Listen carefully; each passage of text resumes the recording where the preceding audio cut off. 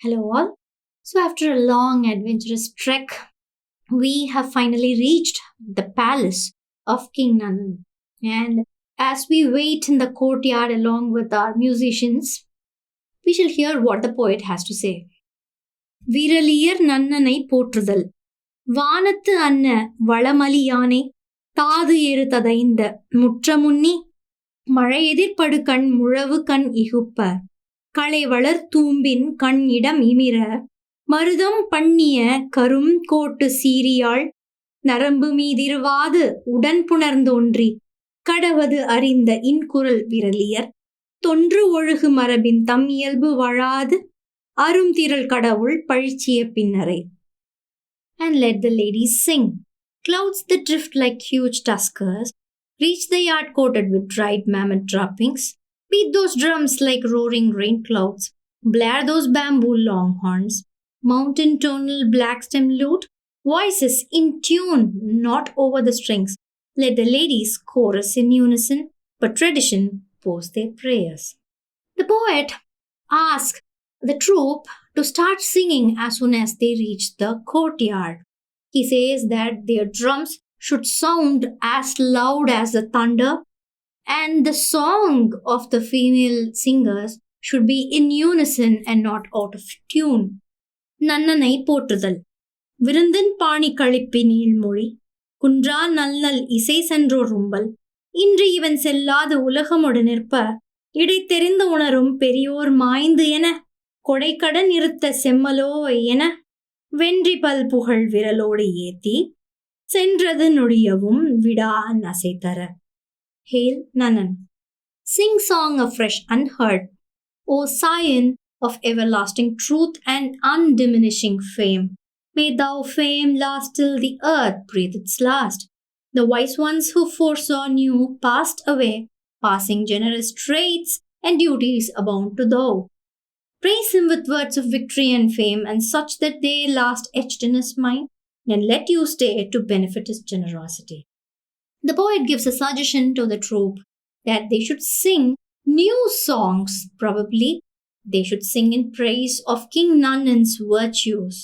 He suggests few lines like his fame would last forever, and his ancestors were generous, and so is he, and so on. He says that if they sing something like that, he would be really very pleased and would let them stay there for a longer time. Nannan கூறும் முகமன் உரை வந்தது சாலும் வருத்தமும் பெரிது என. King replies, delighted you reach crossing great hitches and sorrows. The poet says how the King Nannan would react to the song of the troupe. He says that the king would reply that he is very happy they have reached the palace after crossing great dangers. நாளோலக்கத்துக்கு அழைத்து செல்லுதல் பொறுமுரண் எதிரிய வயவரோடு பொலிந்து திருநகர் முற்றம் அணுகல் வேண்டி கல் என் ஒற்கல் நல் வலத்தீரி. The king's congregation. Splendid yards with awaiting warriors, the capital's yard you will enter, amidst council of ministers and advisers din. Here he gives a short description about the courtyard of King Nannan. He says that the courtyard would be filled with warriors or soldiers who are guarding the palace, and there would be a lot of courtiers discussing among themselves, creating a lot of noise.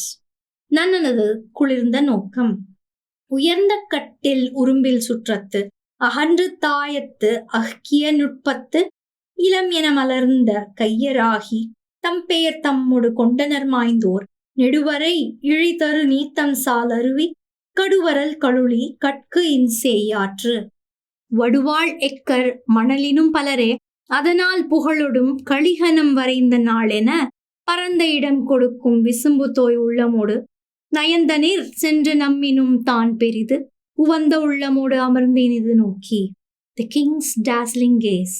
With brimming royalty sans cruelty, those ministers with wisdom unmatched, those selfless martyrs with open hands, who only took their fame to last.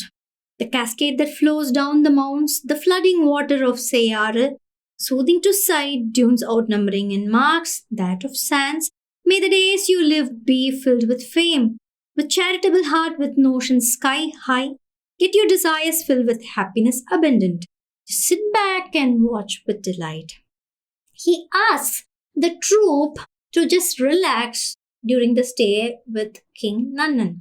He says that the life in the palace would really suit them after their long trek, very tedious journey towards the kingdom of King Nannan.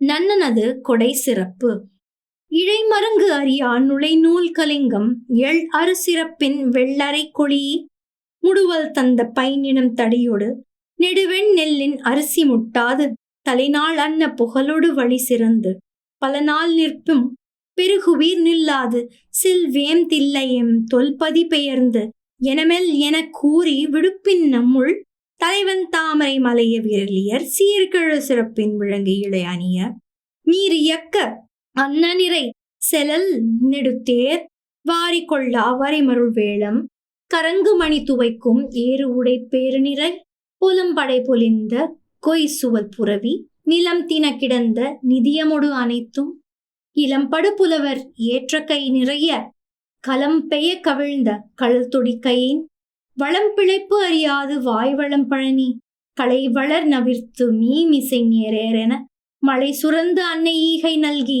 தலைநாள் விடுவிடுக்கும் பரிசில் மலைநீர் வென்று எழு கொடியின் தோன்றும் குன்று சூழ் இருக்கை நாடு கிழவோனே. The king's benevolence, like the invisible stitches on a cloth, faultlessly brought down by the streamlined body, hunter's bitch sturdy and strong, fatty minced meat and long grain rice unlimited, be served with care that never fades with passing days. Enough of stay, if you so say. To head back to ancestral town, to gentle message passed to him.